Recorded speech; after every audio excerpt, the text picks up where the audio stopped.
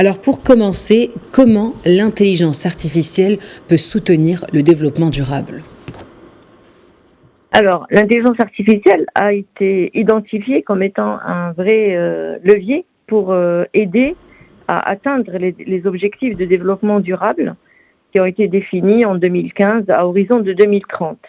Donc, le dernier rapport de l'ONU qui est paru le 14 juin 2024, stipule que l'IA peut révolutionner le développement durable. Donc, l'IA a été aussi au cœur du sommet mondial annuel sur l'IA au service du bien social à Genève. Et nous avons énormément discuté des apports de l'IA aux objectifs de développement durable. Je pourrais citer aussi un article qui est paru dans Nature, qui est une revue très prestigieuse, qui est paru en 2020 et qui explique comment l'intelligence artificielle peut permettre d'atteindre 79% des objectifs de développement durable à horizon de 2030. Alors, la question qu'on peut se poser, c'est comment cette IA va aider à atteindre ces objectifs de développement durable. Alors déjà, très rapidement, quand on parle de développement durable, on se réfère aux définitions de cette terminologie pour dire que aujourd'hui, nous voulons des solutions qui nous permettent de résoudre les problèmes du présent sans compromettre les générations futures. C'est-à-dire que, par exemple, on ne va pas gaspiller les ressources de la planète tout de suite pour résoudre nos problèmes d'énergie ou nos problèmes de chauffage si nos enfants et nos petits-enfants peuvent en manquer parce qu'on aura tout consommé. Ça, c'est juste un exemple. Donc, l'IA va nous permettre d'améliorer l'école grâce à l'amélioration des apprentissages. Et aujourd'hui, on voit apparaître beaucoup de solutions à l'éducation, à l'apprentissage qui utilisent l'intelligence artificielle.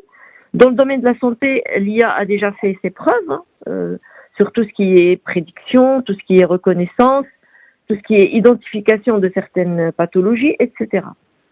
D'un autre côté, l'IA peut aider dans ce qu'on appelle l'agriculture de précision, c'est-à-dire comment aider les agriculteurs à avoir une meilleure agriculture grâce aux technologies de l'intelligence artificielle. L'IA peut aussi aider à concevoir des logements et des transports durables. Donc aujourd'hui, la question qu'on peut aussi se poser, c'est qui de l'Afrique?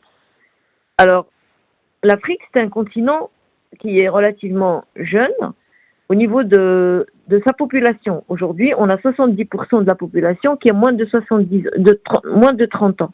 Et donc, cette population peut constituer un terreau de compétences, de talents, si on mettait en place les formations nécessaires. L'Afrique, c'est également un continent qui dispose aujourd'hui, d'après les statistiques, de 600 millions d'hectares de terres arables non cultivées. Pour beaucoup de gens, pour beaucoup de prospectivistes, l'Afrique est en mesure aujourd'hui de nourrir toute la planète si on arrivait à cultiver toutes ces terres. Et donc là, vous voyez que l'apport de l'intelligence artificielle va être énorme, va être colossal sur le continent.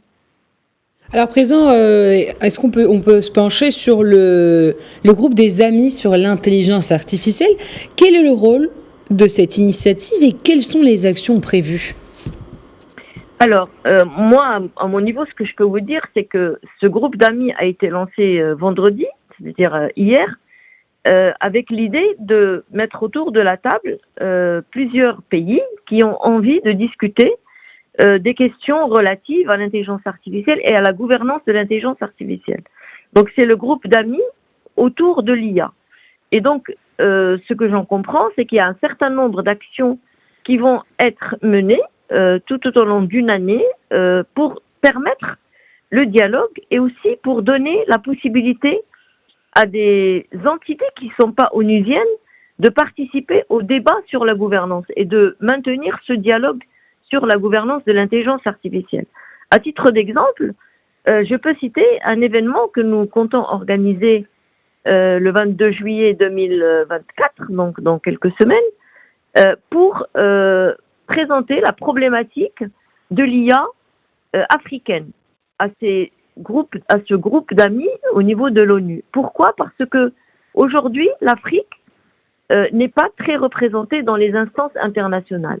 Et donner la place permettre à une voix africaine de s'exprimer au sein de cette plateforme qui n'a pas un mandat onusien, c'est une plateforme d'amis, c'est un groupe d'amis qui discutent, enfin, ça s'appelle groupe d'amis, mais c'est plusieurs pays qui vont se regrouper pour discuter et pour faire la place à ce dialogue autour de l'intelligence artificielle, sa place dans le développement durable, qu'est-ce qu'elle peut apporter, et aussi pour permettre à certains aussi d'être écoutés. Alors, pour revenir sur un événement que vous avez organisé il y a 2 semaines, le premier forum de haut niveau sur l'intelligence artificielle, qui s'est conclu par un appel pour une gouvernance africaine de l'AE. Quels étaient les objectifs prioritaires qui ont été annoncés lors de ce forum ? Oui, alors, vous faites bien de m'en parler. C'est un forum qui a réuni une trentaine de pays, dont une quinzaine de pays africains. Donc, c'est un forum de très haut niveau dont l'objectif a été de réfléchir à comment pousser une stratégie africaine de l'intelligence artificielle. Donc nous avons réussi à faire adopter ce qu'on a appelé le consensus africain de Rabat sur l'intelligence artificielle et qui s'est donc terminé par un appel à l'action. Alors qu'est-ce qu'on veut faire ? Cet appel, il consiste en quoi ? Il consiste à travailler à l'élaboration d'un cadre commun pour une gouvernance mondiale et inclusive de l'intelligence artificielle. Là encore, on voudrait que l'Afrique soit représentée dans ces consortiums de gouvernance mondiale et inclusive de l'IA.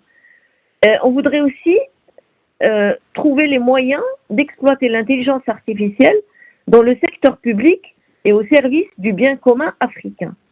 Et enfin, on voudrait nous assurer et garantir le développement d'une intelligence artificielle et son utilisation éthique basée sur les droits humains au service de toutes et de tous au niveau de l'Afrique.